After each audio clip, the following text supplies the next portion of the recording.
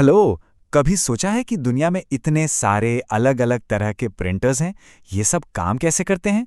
तो आज हम इसी गुत्थी को सुलझाएंगे और ये देखेंगे कि ये सभी प्रिंटर्स असल में सिर्फ दो बड़े परिवारों में बटे हुए हैं। चलिए शुरू करते हैं। ये सवाल तो अच्छा है ना?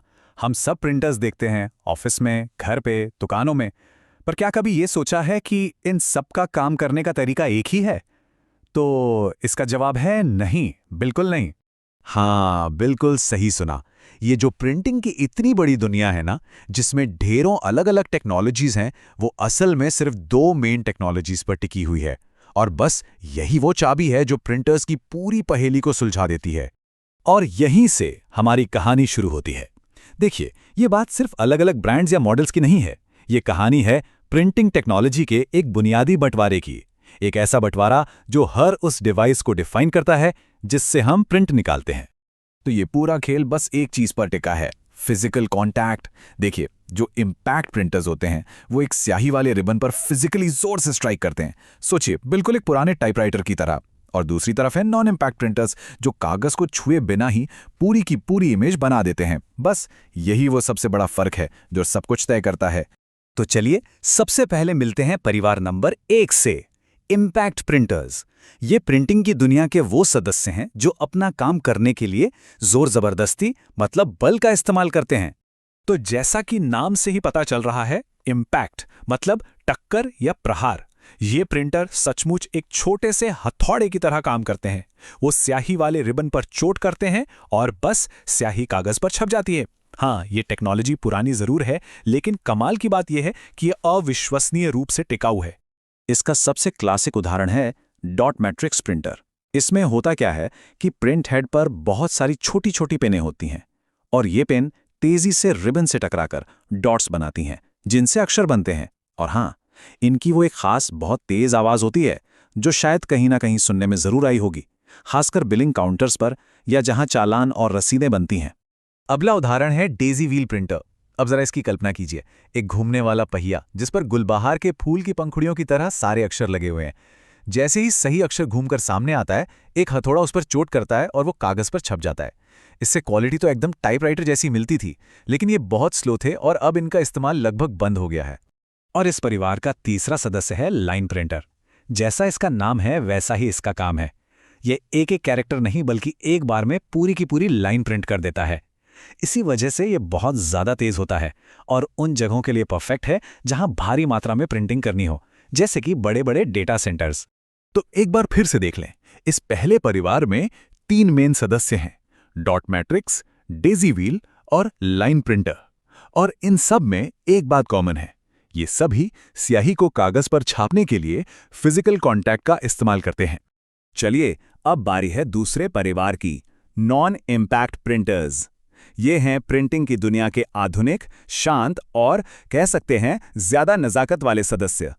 इम्पैक्ट प्रिंटर्स के बिल्कुल उलट, ये प्रिंटर्स कागज के साथ कोई सीधा फिजिकल कांटेक्ट नहीं करते।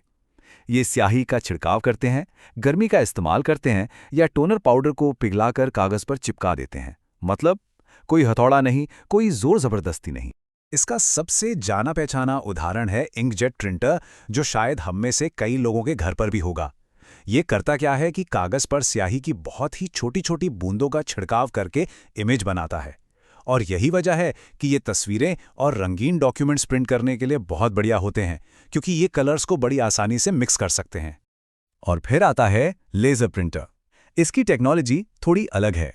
ये एक लेजर बीम से ड्रम पर एक स्टैटिक इलेक्ट्रिक इमेज बनाता है। फिर ये इमेज टोनर यानी एक पाउडर वाली स्याही को अपनी तरफ खींचती है और आखिर में गर्मी से उस टोनर को कागज पर फ्यूज कर दिया जाता है, मतलब चिपका दिया जाता है। ऑफिस के लिए ये एकदम परफेक्ट होते हैं क्योंकि ये बहुत तेज होते हैं और टेक्स्ट प्रिंट करने में इनका कोई जवाब नहीं। लेकिन रुकिए, कहानी यहीं खत्म नहीं होती। इस परिवार में कुछ और भी खास सदस्य हैं जो शायद उतने कॉमन नहीं हैं, लेकिन हैं बड़े काम के। इनमें आते हैं ड्रम प्रिंटर, इलेक्ट्रो प्रिंटर और इलेक्ट्रोस्टैटिक प्रिंटर जैसी टेक्नोलॉजीज। भले ही उतने आम नहीं हैं, पर ये सभी काज खास तरह के कामों के लिए इस्तेमाल होते हैं और इन सब का मूल सिद्धांत वही है, बिना किसी फिजिकल इम्पैक्ट के प्रिंट करना। ये दिखाता है कि ये परिवार कितना वर्सेटाइल है। तो एक बार फिर से देखें, इस दूसरे परिवार में कौन कौन है। इंकजेट, लेज़र, ड्रम, इलेक्ट्रो और इलेक्ट्रोस्टैटिक प्रिंटर। और ये सभी प्रिंटिंग के लिए ज़्यादा नज़ाकत वाला एक फाइन तरीका अपनाते हैं। तो हमने इन दोनों परिवारों से मुलाकात कर ली, लेकिन सवाल ये है कि ये बंटवारा इतना ज़रूरी क्यों है?